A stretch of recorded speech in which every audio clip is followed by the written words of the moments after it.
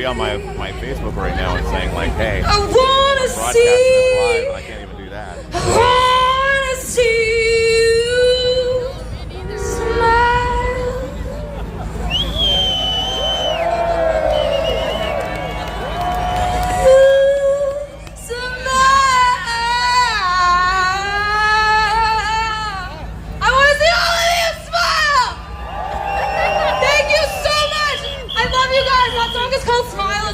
Protest song I wrote. You can find it online. Please blast it.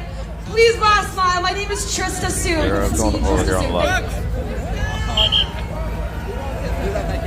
It's freezing. Trista Sue, okay, DJ, we're gonna pump you up with some music because it's getting cold. Okay, I have to mute this for a little bit while they play the music, but I'll come back with Brian Bridle. 2 weeks to flood the curve. And then where is the fucking mute?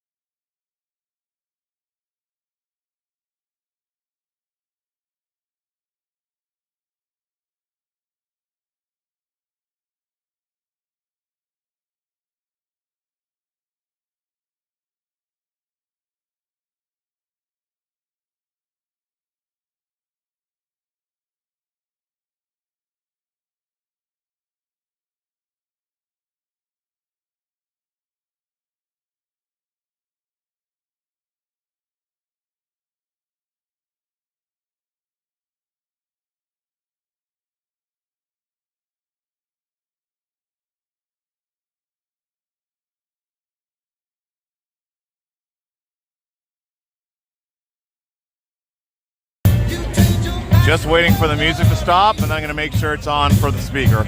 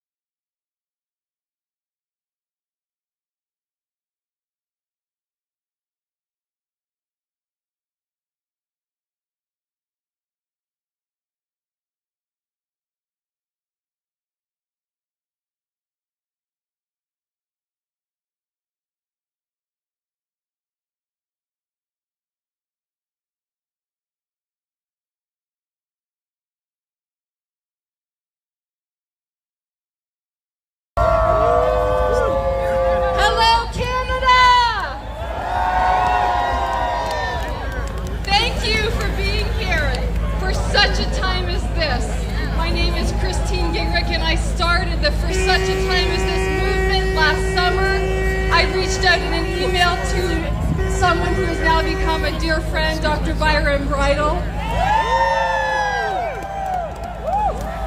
And he was gracious enough in 20 minutes later to email me and thank me. And I said, could you come and speak to a group of 50 or 60 of us? Excuse me, guys, if you don't mind. And 2 weeks later, we met almost 500 people in a grassy field in Fergus. And now we descend on Capitol Hill. Thank you for being here for such a time as this. Excuse me, sorry. I'm going to turn it over to Dr. Byram. Thank you. Oh, sorry, I can't go any further than that. Sorry, I couldn't see. I apologize. Hello, everybody. It's really great to see you here. So I'm not going to spend a lot of time talking to you, actually, and I'll tell you why in just a second. But what I do want to say is I was here 2 weeks ago, And 2 weeks ago, I challenged Dr. Theresa Tam to come up here and discuss the science in front of all of you and tell you why they think it's justified to put these mandates on you. So it was actually formally organized, and I came back, as I promised, Ottawa yesterday to have a scientific discussion. She didn't show up. She showed disrespect to all of you, but what she showed to Canadians, and this is going around the world right now, is that she does not have the science to back her up. So I want you to all be assured, we presented yesterday, myself and two of my great colleagues, the science is unquestionably on your side. I'm not going to say any more about it. You can see the videos. It was recorded yesterday. But what I do want you to understand is there's a population, a group of people that have kind of fallen between the cracks a little bit. Okay? And these are the students, our students at college and university. All right, so we talk about the kids, and we all love and care for our kids, yes. And we talk about the adults. The university college students, they're our future. They're the people who are going to be replacing our Prime Minister and Theresa Tam and all the others. But right now, their programs and their futures are being destroyed. So I'm going to donate the rest of my time to some students I'm very proud of from the University of Guelph. That's my university. And I know you're cheering for the students, not the university. So I want to introduce to you Cameron, Marika, and Krista, and Sophie. All right? They're all from the University of Guelph. And Cameron is going to be speaking on not only their behalf, but on behalf of a huge number of college and university students in all of Canada. Please listen very carefully to what he has to say.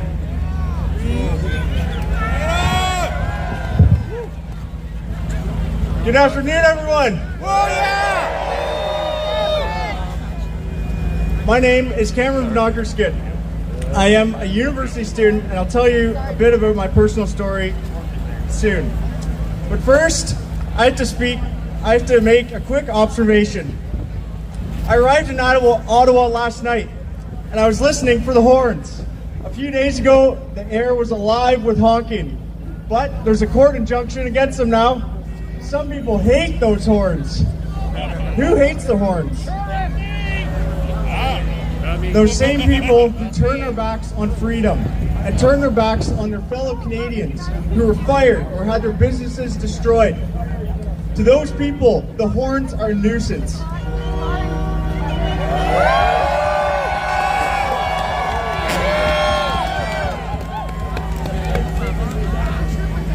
Actually, if you listen to the government or the mainstream media, you're told that honking a horn is terrorism. For them, ripping down statues, burning churches, that's just a peaceful protest. But honking horns? You better bring in the SWAT team, bring in the military.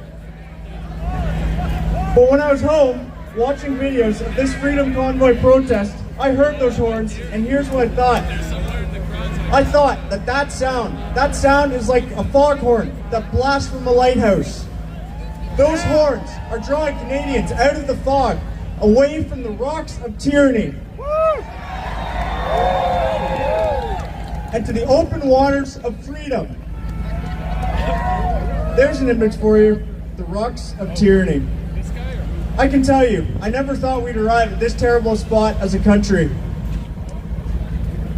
But then I found myself thrown out on those rocks.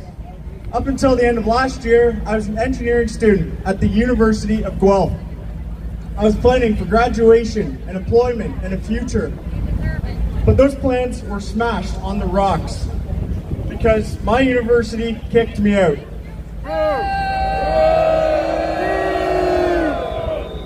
My marks were good, I hadn't cheated on an assignment, I hadn't vandalized the campus, but I did do something wrong, at least in the eyes of the university.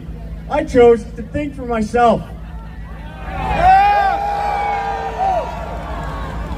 I chose to say yes to my medical privacy and informed consent.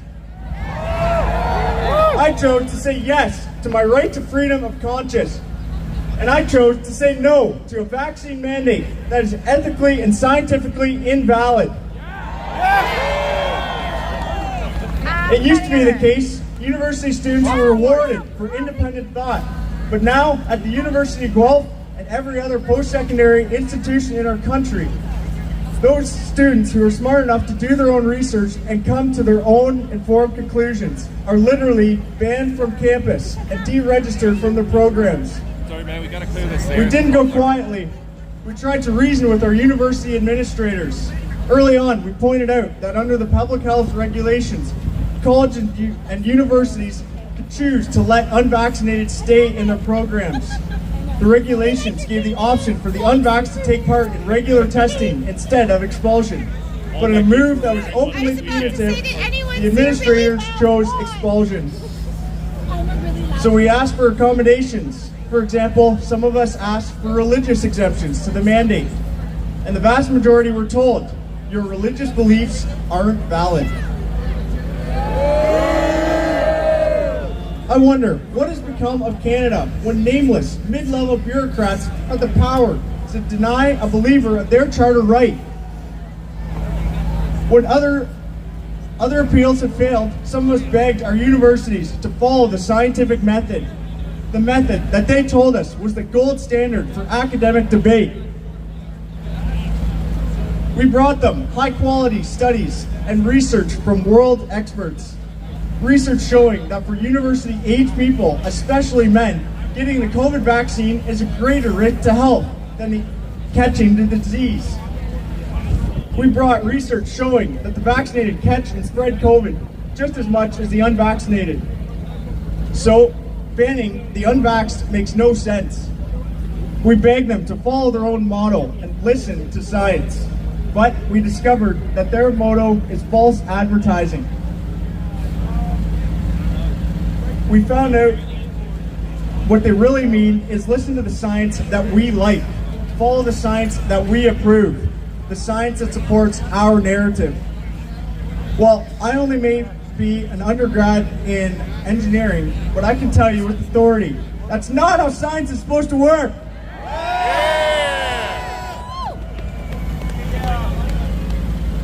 In real science, when conflicting evidence arises, the process demands that each side be respected. It's only if each side is respected that free inquiry can continue and the best evidence can rise to the top. At universities across Canada, suppression of evidence and discrimination against opponents has replaced the scientific method. And this open discrimination is the height of irony. Or I guess I should say it's the height of hypocrisy. You see, universities across Canada are the loudest voices for diversity, equity, and inclusion. But when it came to protecting equity and inclusion for the unvaccinated, there wasn't just silence, but hostility and condemnation. All those professors who day in and day out trumpet their support for social justice, their support for the marginalized, where were they when these mandates came down? Thousands of students were marginalized for their moral convictions and religious beliefs. They did nothing. But we're here today because there's a group of courageous Canadians who are doing something. And what they're doing is done out of love of others, love of the country, love of freedom. Woo! Yeah! And what they're doing is keeping us from the rocks and giving us all hope.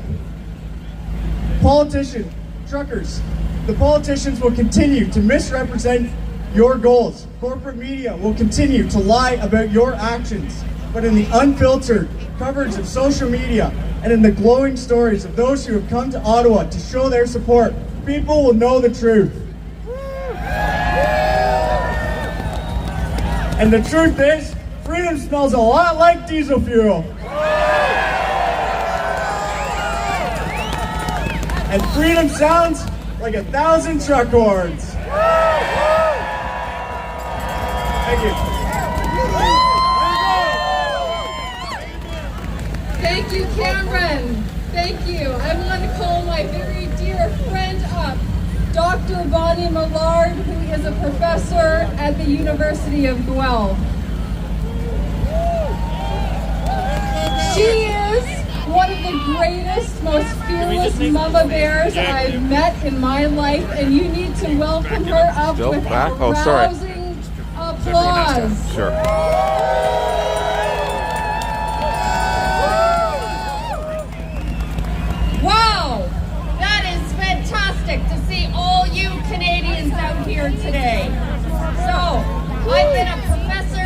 of Immunology and Immunogenetics at the University of Guelph for the last 30 years.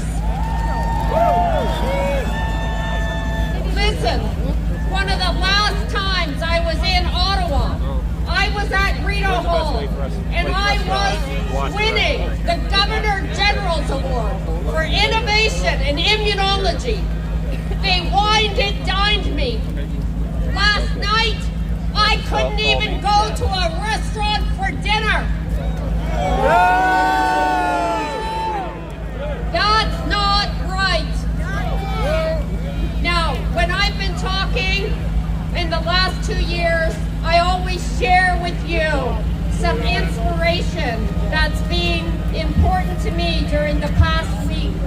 And this week, it was the Beatitudes that came to my mind, and specifically Matthew 5:10, because it says, God blesses those who are treated badly for doing the right thing. In fact, it says, the kingdom of heaven is yours. Yes! So let's be encouraged and keep doing the right thing. Now, let's talk briefly about the science. Omicron has completely changed the landscape of this pandemic. The good news, Omicron is contagious, but it is less virulent. No worse than the common flu. As a matter of fact, the R value, the reproductive value for seasonal flu is 1.28, and for Omicron by the Ontario statistics is 1.29. They are identical. Now, the vaccines do not offer protection against Omicron. The science is clear. As a matter of fact, the most recent study by a University of Toronto group released last week showed only 36% immunity 7 to 59 days post-second dose, and no protection 180 days. They tell us that they know nothing about the durability of the third shot. Of course, another study out of Sweden showed a 40% reduction in antibody against Omicron. The New England Journal of Medicine supports that. Now, who is in the ICU? Who is in the hospital? Who has the most cases? This is Ontario data. I've looked at it myself, along with data from Alberta. I've seen it. My good friend Eric Payne showed that to me just this week. And the vast majority of people in the hospital are the double vaccinated. 95 of 100,000 are the vaccinated. 72 out of 100,000 cases are the unvaccinated. So, the same trend is true in the UK, Scotland, Israel, and elsewhere. Who's taking up the hospital beds? 12% of the beds currently are taken up by the unvaccinated. 5% of the beds. 12% of the beds are the unvaccinated, and 5% are the unvaccinated. So again, the vast majority.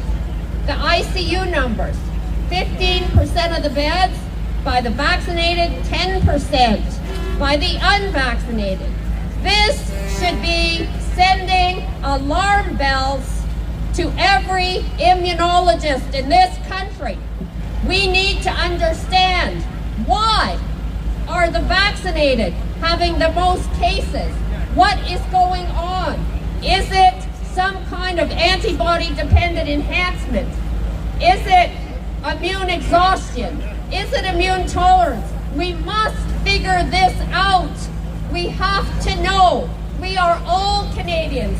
whether we are vaccinated or unvaccinated. We stand as one nation.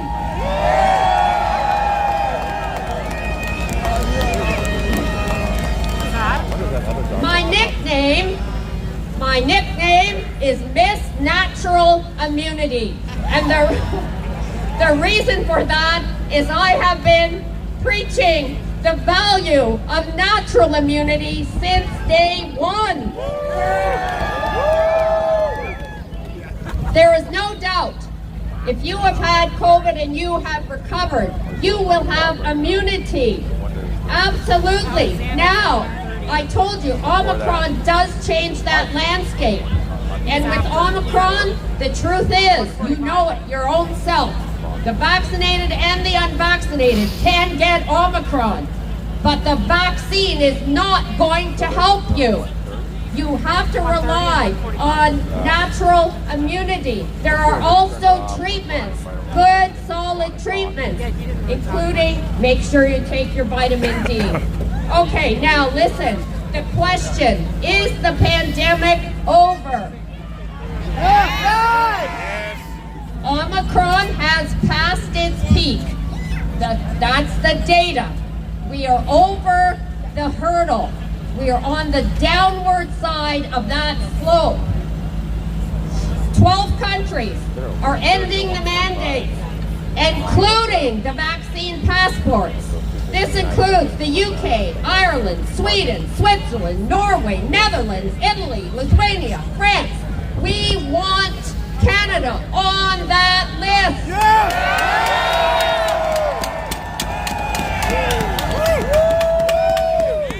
Now, to end, I want to go back to the beginning. Truckers and Canadians here today, I want to remind you, you are the salt of the earth. You are the light of the world. Ottawa is a city set on a hill that cannot be hidden. So let your good deeds shine for all the world to see. Now, 4 B's I want you to remember. Listen, as long as we are within our legal rights and the weight of the scientific evidence is in our favor, we will not be bullied. We will not be bribed. We will not bend, and we will not bow to tyranny or injustice.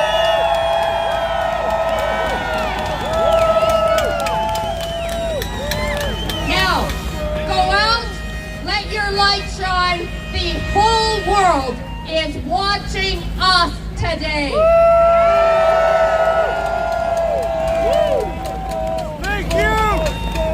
We're going to warm up the crowd with some rousing music. Grab your neighbor and do the... All right, I have to put the mute on when the music is playing.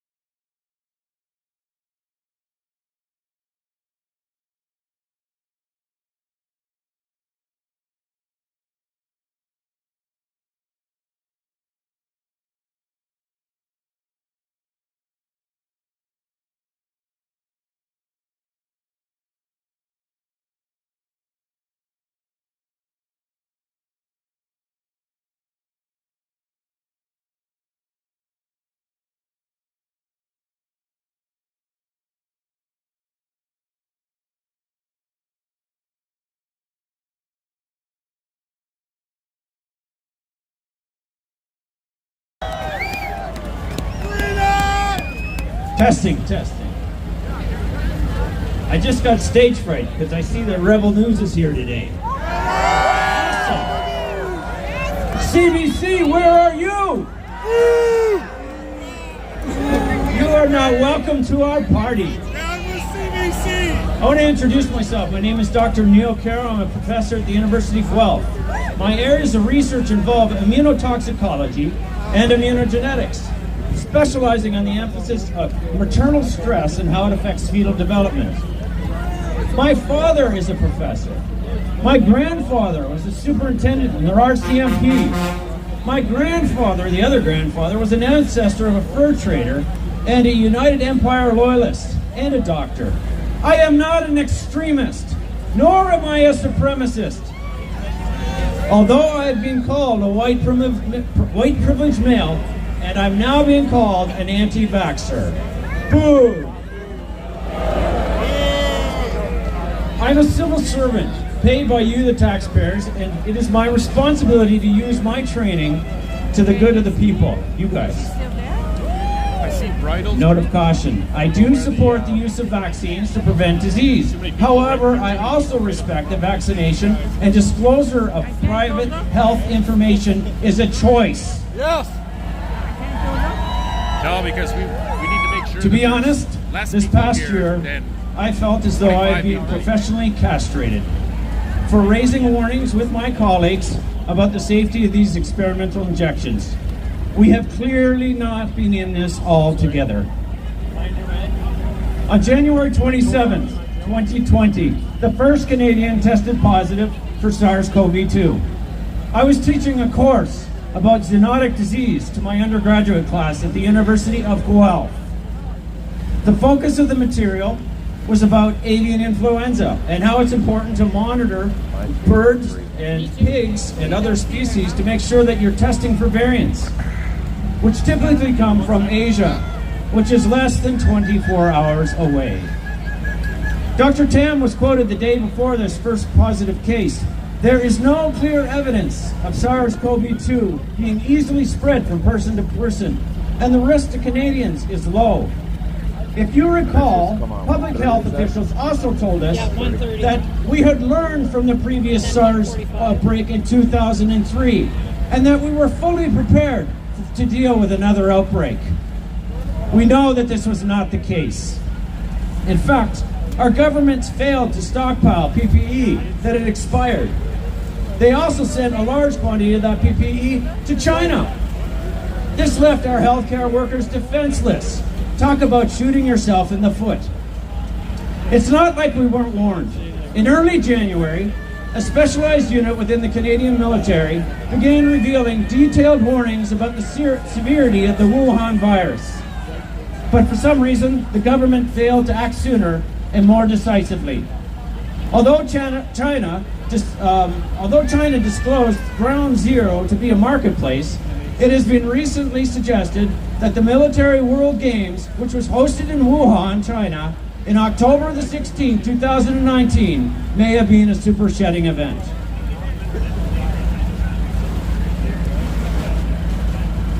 Many members of the Canadian contingency became ill with COVID-like symptoms at those games. This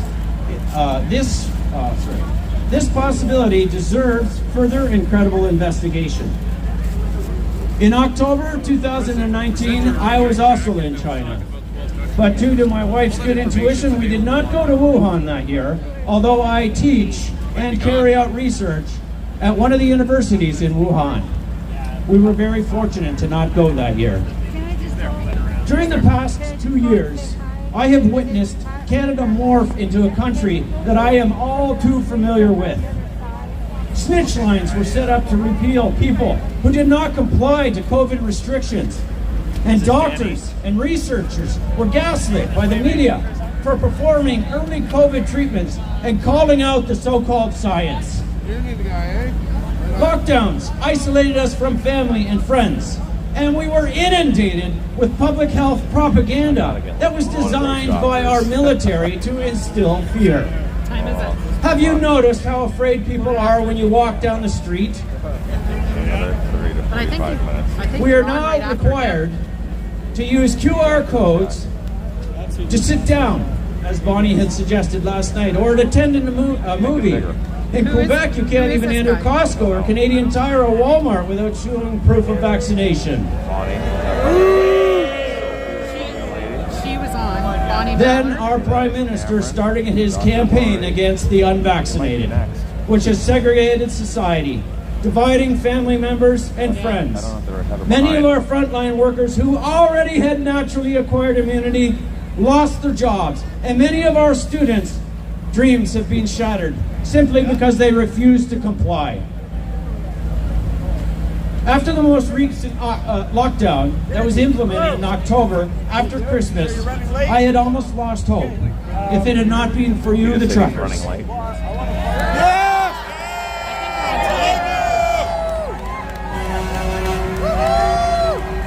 On January 27th, I stood on a bridge at the south end of Guelph watching you pass under me. Your horns jolted my soul out of a cardiac arrest.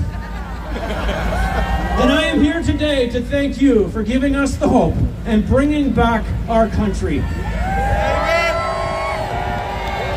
Prime Minister, it is time for you to tear down this wall of fear that you have created.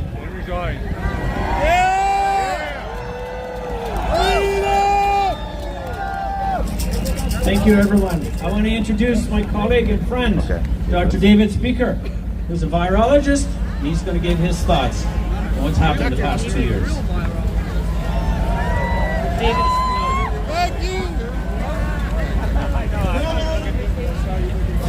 Canadians, for rent, which I know, and I don't know. But like lots of you, I've been quiet for far too long. I stand here on behalf of all of you and myself who have been fired for standing up for what is right.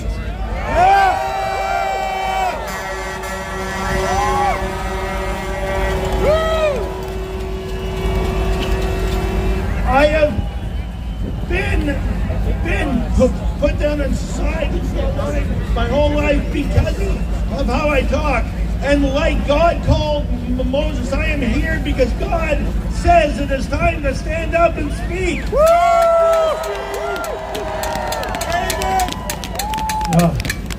I worked January until March 2020 with the team of scientists at McMaster University, which first apparently isolated the COVID virus. Okay? Woo! I was sidelined on March 10th. I was never told why. I asked 4 times in that interview what is going on. And I was told I will find out next week. Next week turned into 10 weeks of isolation and silence.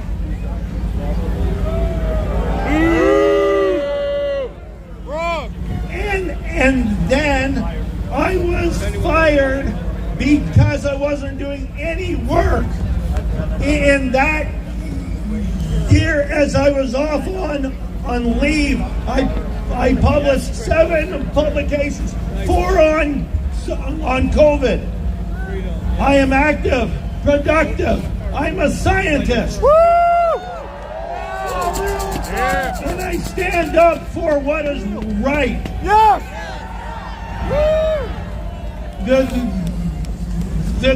There's been FOIRs filed as to was this virus actually cultured the day before it was supposed to be sent to me to be sequenced. I was fired, and as well, all of those FOIRs submitted to McMaster, U of T, and Sunnybrook have come back as we don't have any record that this was done. And Pat King filed for those. I know. I've seen them. And 2, I've been fired last week from a high-paying, well job because I stood up for the convoy.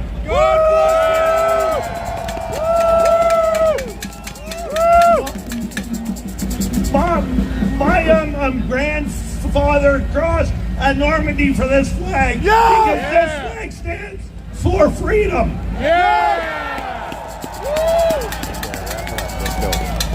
And I tell you, this virus is not the issue. Our politics is. This is not a scientific issue. This is a political issue. This is a satanic move upon the world. There's a spirit of division, a spirit of fear, and the church has been silent for too long. On March 8th, 2020, a pastor and I wrote a pandemic plan for the church because I asked my church elders, does this church have a plan? And they said no. Why should we? The church has been silent and behind what is going on for too long. Oh, sure. And two, the church needs to rise up because our people need hope and help. If Christ is not visible in this, if Christ died in vain, we have no hope about what is going on now. Okay? All of us need hope, and the church is the light to point us to the cross. And therefore, we need to stand up and give people hope as well. There are sick people among us, and like in the 1880s in the smallpox, the church people need to go and care and help out those who need help. So I command the church to rise up and do what is right to support our freedom. And lastly, I've been praying this week, and I have a message for Mr. Prime Minister. God is saying this week, Pharaoh, let my people go!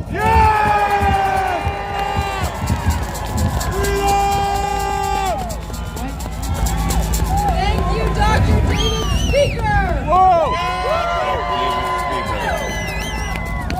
Thank you, God bless Warm you. up to some music. Let's go.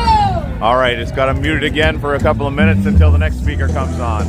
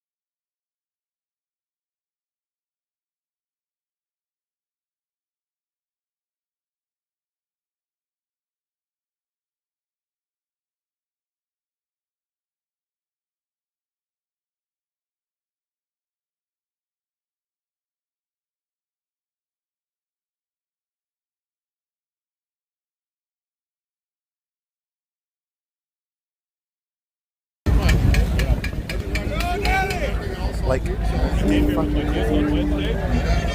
these people, like, okay, we're not going to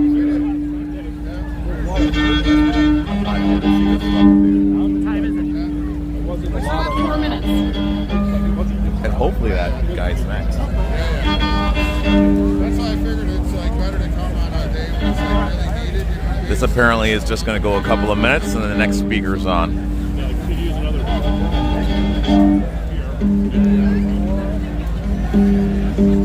It's as cold as it looks.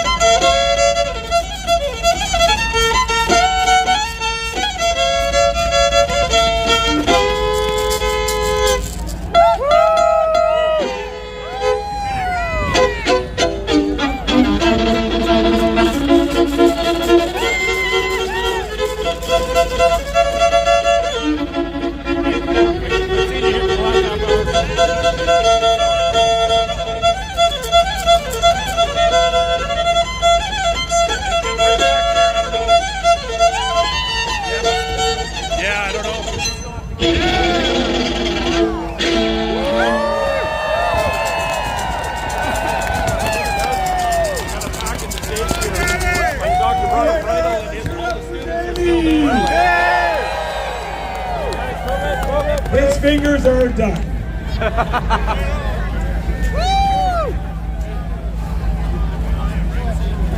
Come on, guys, clear spot, please. Clear spot.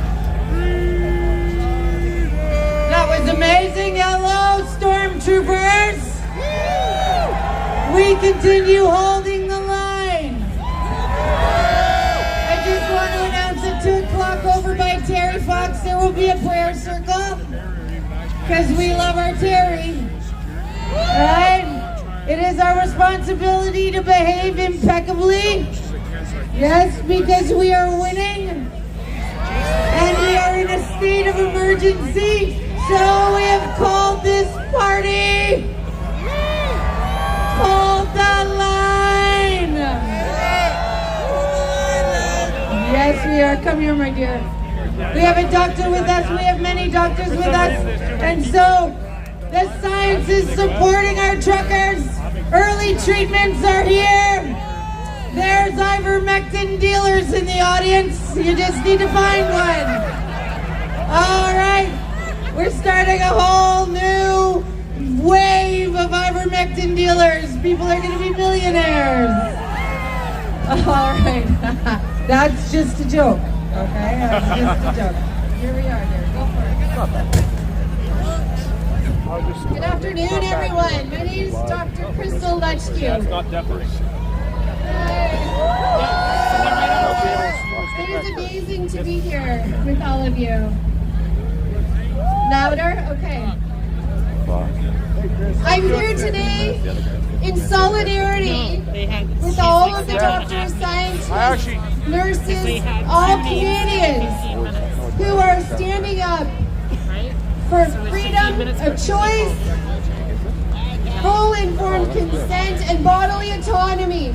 These are the highest laws in medicine and healthcare. I am here to read a poem for you today. I'm an English literature major, so I'm bringing that part of the art of medicine and healthcare and culture.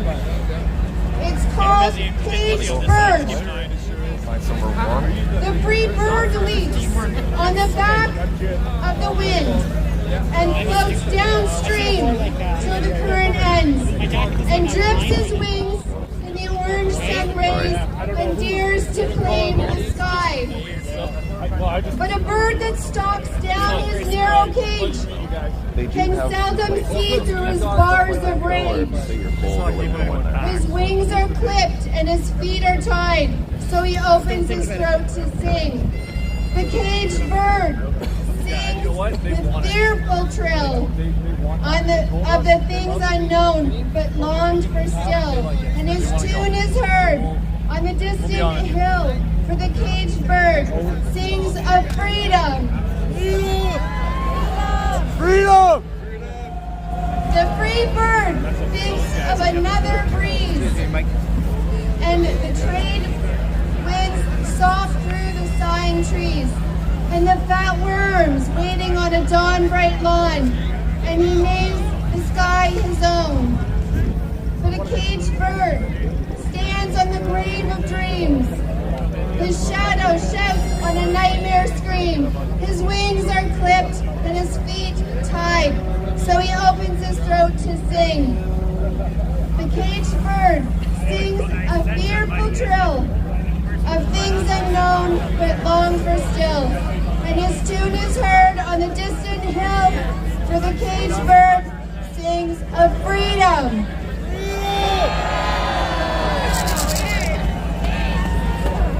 Freedom is not frivolous. Freedom is synonymous with human rights. There has never been a human rights movement in the history of humanity that was on the wrong side of history. Freedom! We have to fight for our own agency and autonomy. And I stand with you all. Thank you for being here. Thank you, truckers. Thank you.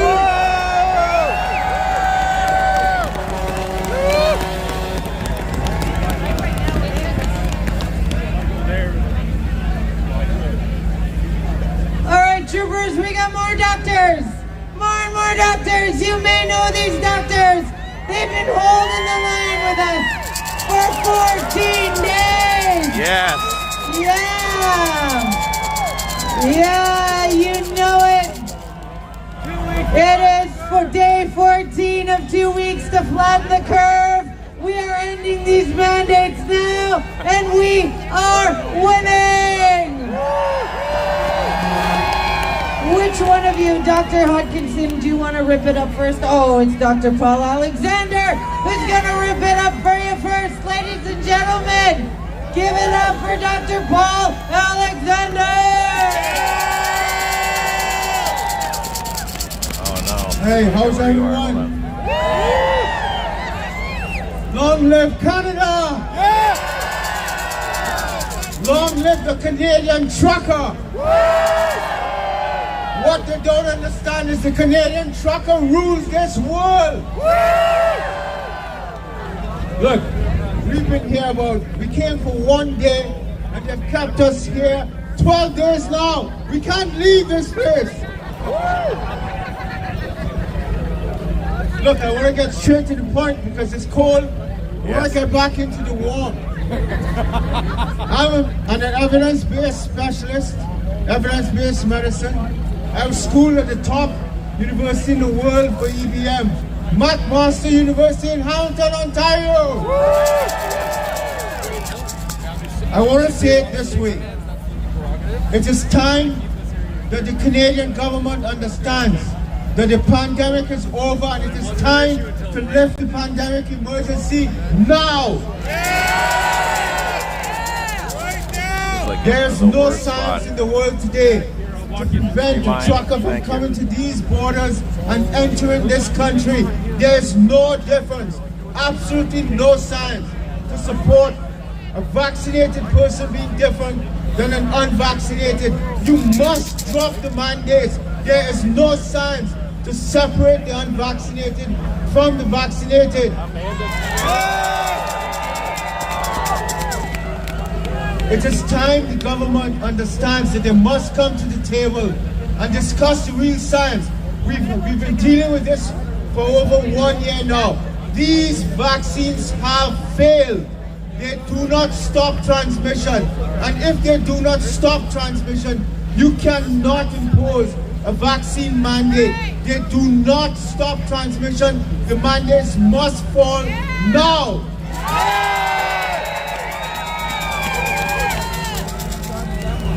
Look, there's so many good speakers to come up.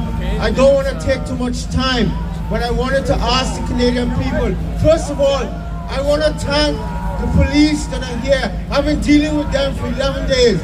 These are very good people in a difficult situation. So we have to give it up to our police.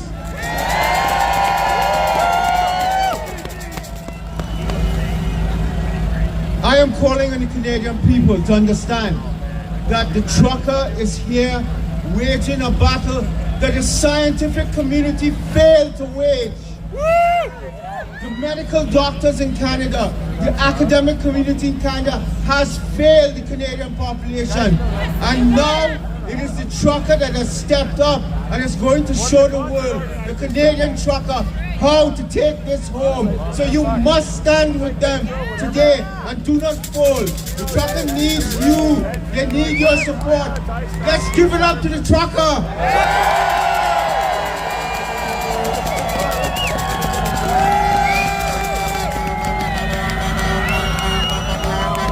How are you guys over there? I want to end.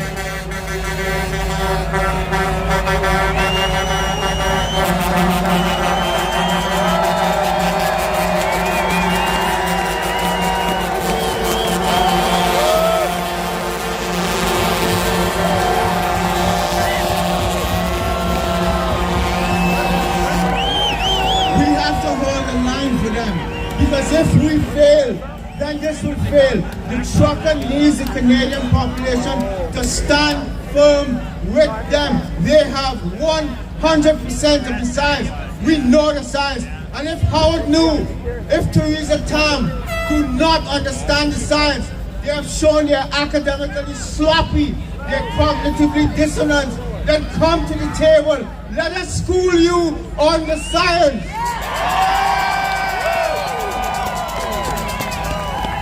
I've been here with Dr. Byron Bridle. Byron Bridle is probably the top immunologist in the world, virologist. I feel very proud to call Dr. Byron Bridle. The media savaged him. We have to stand by Byron Bridle. Today, he's our hero and son. And I want to end by saying this. I understand science. I've written about it. We've published about it. There is no condition, absolutely zero, no condition must a Canadian parent in this country allow these vaccines into the arms of your children. These vaccines are dangerous. Under no condition you say no. And let me end now. I'm going to introduce Dr. Roger Hodkinson, who stands next to me here. This is my colleague, one of the top MDs and pathologists in the world. Let's give it up to Roger Hodkinson.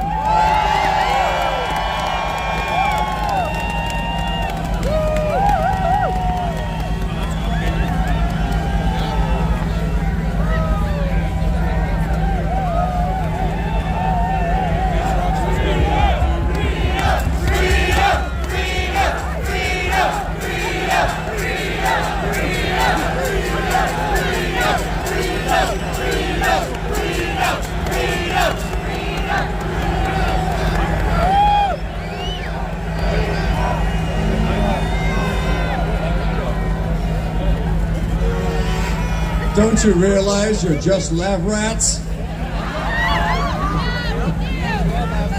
I'm not going to trouble you with my credentials, except to say anything you read about me from Snopes and AP is dead wrong. Listen, you're in the presence of greatness today, not me, Dr. Byron Bridle, Dr. Paul Alexander. These are global giants. They just so happen to be Canadian and here.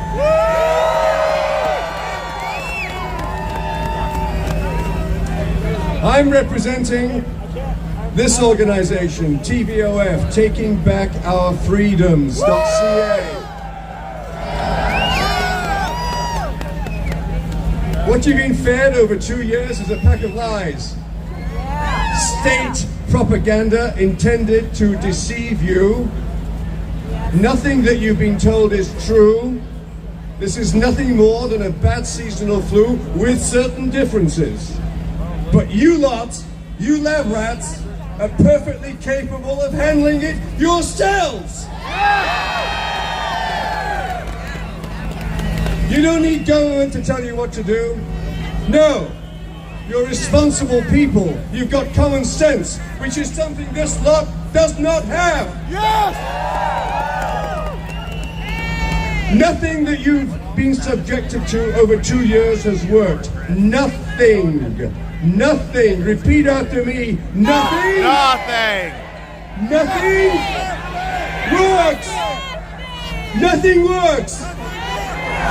Masks don't work. Social distancing doesn't work. Rubbing your hands with this stupid sanitizer doesn't work. Lockdowns don't work. And vaccines don't just not work, they are killing people.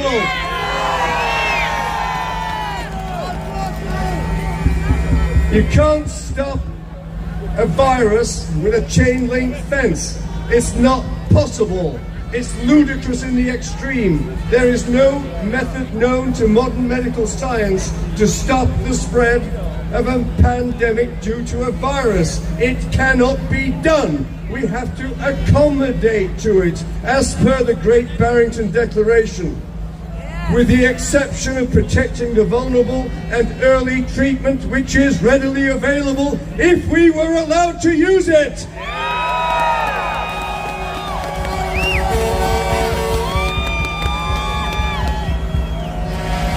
The vaccines were not needed. They were introduced under the false assumption that there was a public health emergency. There never was.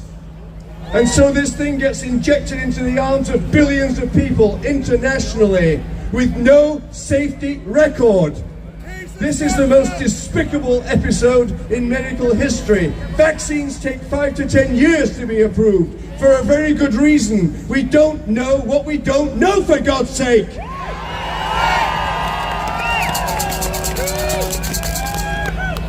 This has all been driven by 3 techniques known to break anyone in Guantanamo Bay or society at large. Fear, ignorance, and isolation. Fear, driven by the ridiculous PCR test. I'm talking as a pathologist now. Utterly useless. No testing should be done for anyone, anywhere, for anything, except when you present to hospital with a syndrome that's consistent with COVID. That's it!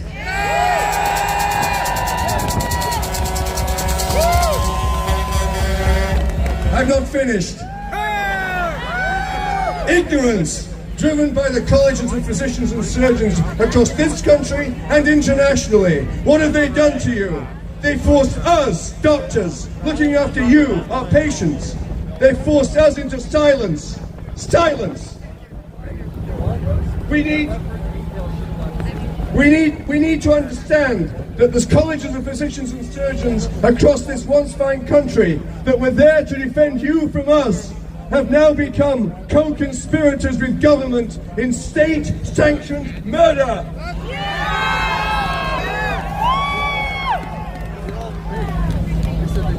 So I'll finish with one statement. Be careful of what's coming, because the government is your new doctor. And you will obey, and you will be told nothing, and you will put your lives on the line because we tell you to do so. That's what's coming, and that's why we're here, and that has to stop.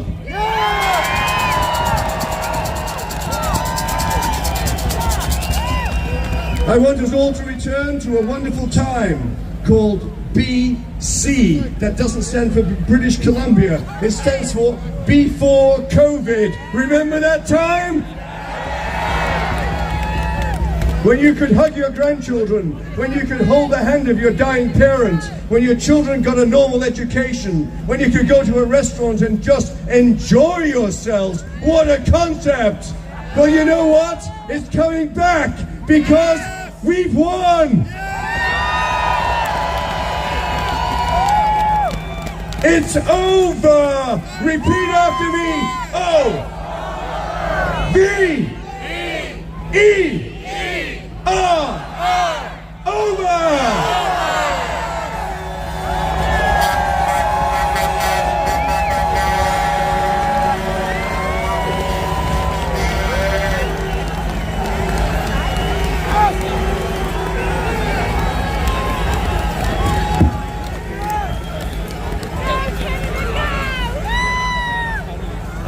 I've been asked to speak again to you, so there's a couple things I want to pass along to you. So first of all, these are the two colleagues that I was talking to you about, and we came here to Ottawa to talk to Theresa Tam and others who are pushing these mandates, and they refuse to show up.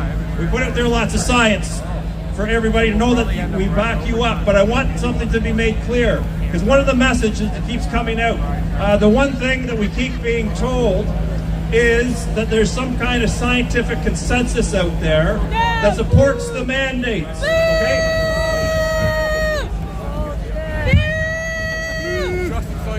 Okay, there, we've got some volume. Okay, so what you need to know, there's this idea from those pushing the mandates that they somehow have a scientific consensus. What I'd like to keep pointing out is that if there's one person who disagrees, then by definition you do not have a consensus. And what? So this is the issue. So they're lying straight up to say there isn't a consensus. As you see, there's been scientist after physician after physician getting up on this stage who disagrees with these mandates. And the other thing that you need to understand is, and this is the key point here, there's a whole pile. For those of us who are coming up here, and this I think is a great day to see that. You've seen many different people. There's a huge number. And for those of us that are coming up here, there's a vast number behind us. Remember, many of them are scared. Many of them are having their jobs taken away. They're being hunted down and having their jobs removed. So keep this in mind. There is no consensus for the mandate, and there is a growing number of physicians and scientists who are coming out against it. So keep that in mind. And this is very important, because what we're talking about now is democracy. Is what people don't realize. And I don't care how many people might be pushing the mandates. What you have to understand is that science is not a democratic process. Okay? It doesn't matter how many people think something might be true. That does not make it true. And so the one thing I want to point out to you, I want to give kudos to those in our governments who are starting to wake up and fight for us. And one of the things, the reason why I came up here is because the word has just come out that our conservative government, federal conservative government, is finally standing up and starting to go at these mandates, and they are pushing very, very hard to hold a vote here on Monday to end these mandates. Yeah! Hey guys, thanks for joining the room. If you like the content, subscribe. I'm going to be doing Malone and McCullough later on. Influence on that vote, you need to contact your MP today, not tomorrow. Tomorrow's too late. They are pushing hard and they want to end these mandates now. And there could be a vote as early as Monday. So we need to stand behind those who are going to fight for us.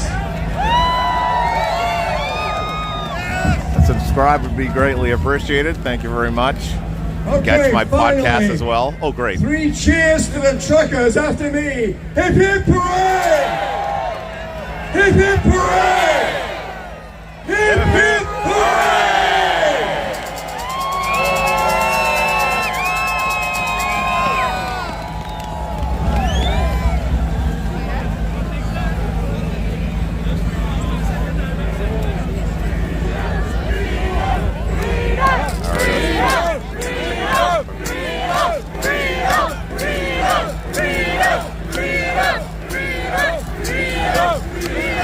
Hey Canadians! I'm so happy to see so many beautiful Canadians here. You really renewed my faith in Canadians because I see now that we are going to win. Your presence here tells me this. So, my name is Jason Polation. I'm the scientific advisor for a group called Take Action Canada. So, I want to tell you, we created this package. It's called The Depths of Despair. All right, guys, I'll walk you through the rest of downtown. I actually had help from Dr. Paul Alexander. I'm going to be back with Dr. Malone and Dr. McCullough at 4 o'clock. So subscribe if you want to catch that.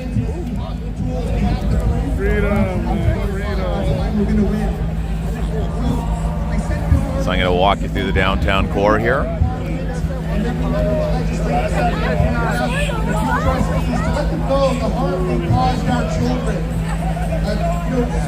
It's absolutely crazy here. Just bear with me. Typically, the place is up in life, and this is their sort of maybe up there to your left, right over there.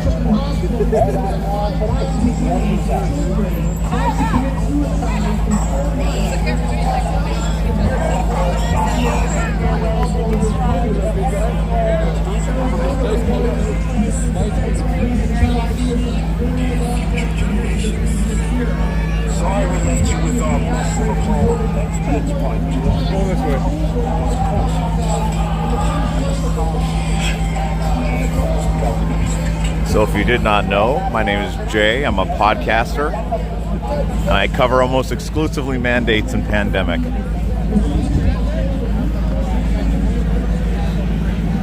And so if you're liking this stuff, which I assume you do, oh, look at that, then this is the channel for you.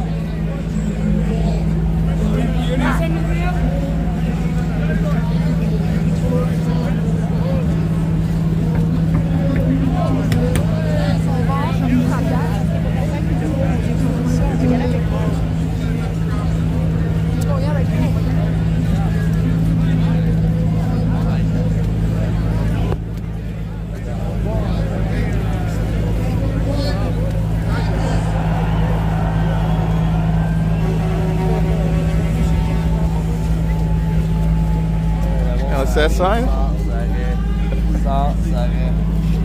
love that.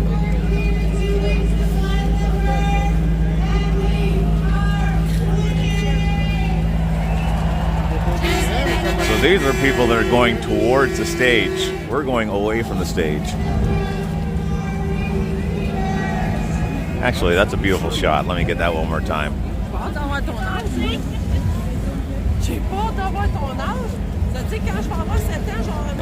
Yeah, beautiful.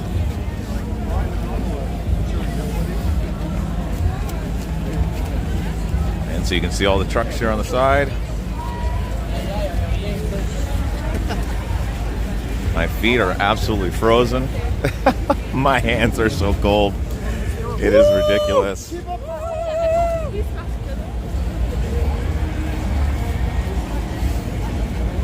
Just keep on walking back until I get to the car. Hey there.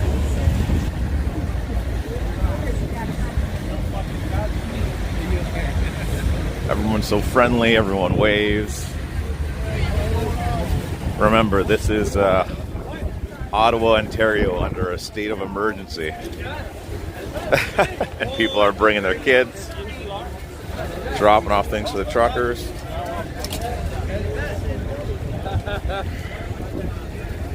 And it starts to thin out.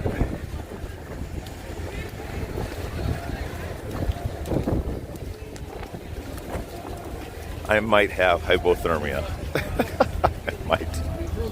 I might have hypothermia. My feet are definitely frozen. I'm afraid to take off my boots.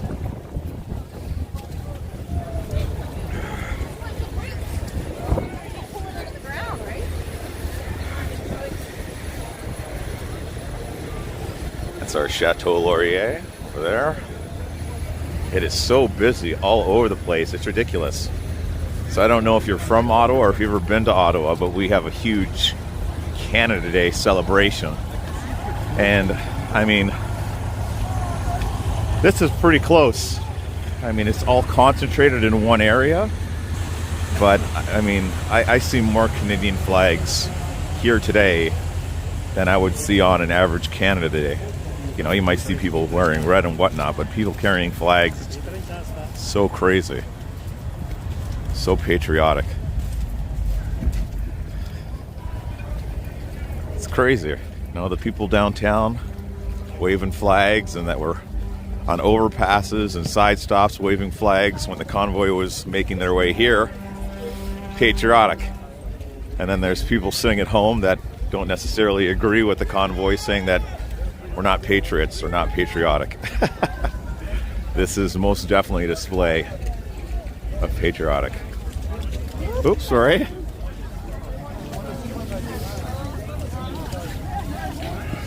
Keep on walking you down. We're on Rideau Street now. Walk towards Rideau.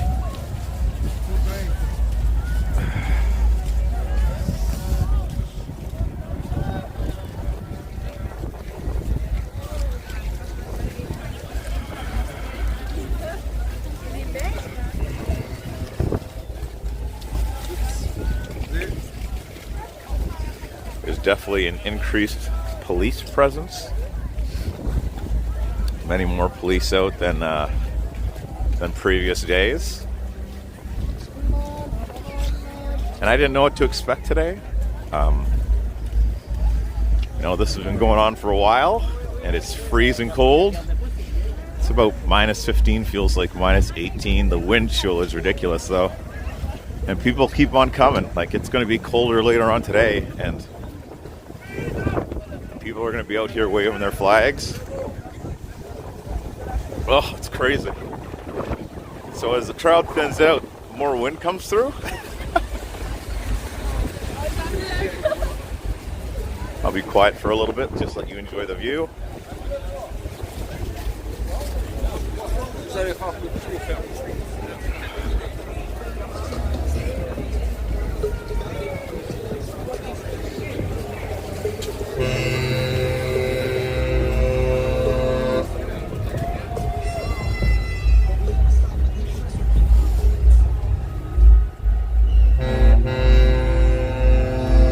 This is another noisy spot.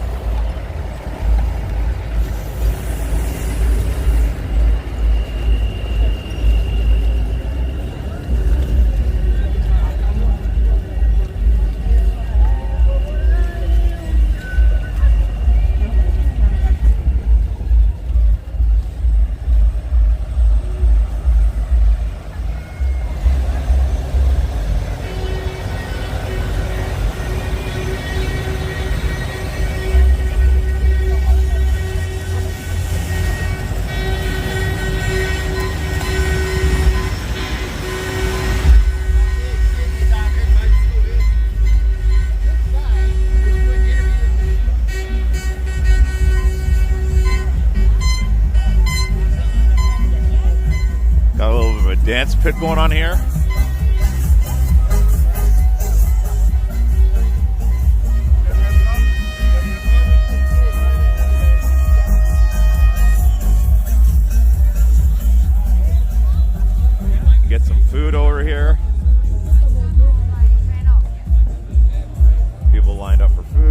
hot food.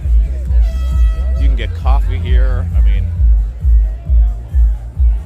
it's like a self-sustaining community.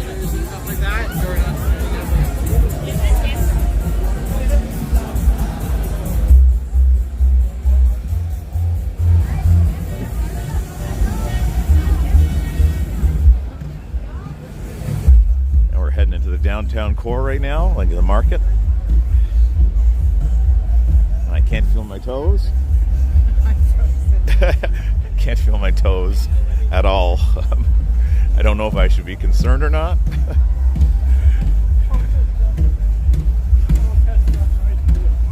But you can see there's like a steady stream of more people coming through.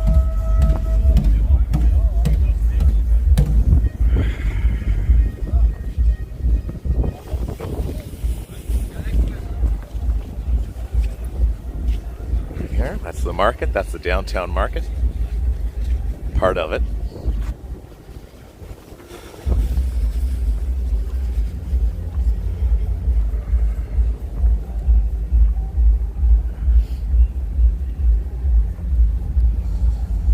So my name's Jay, and I'm host of the Launchpad podcast. I broadcast every Monday at 7:30. And I talk to a lot of people that have spoken on stage over the past couple of weeks, like Jody Ledgerwood, Greg Hill, people that have been fired in their professions due to mandates. Having a hard time talking. My top lip, I think, is now frozen too. I'm going to need a doctor.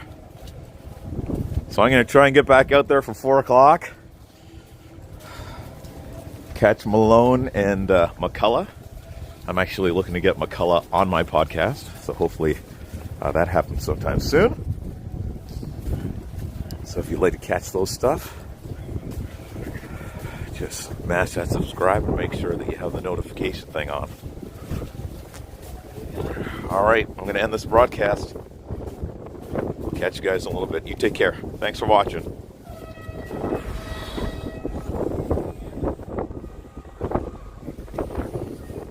Oh, go.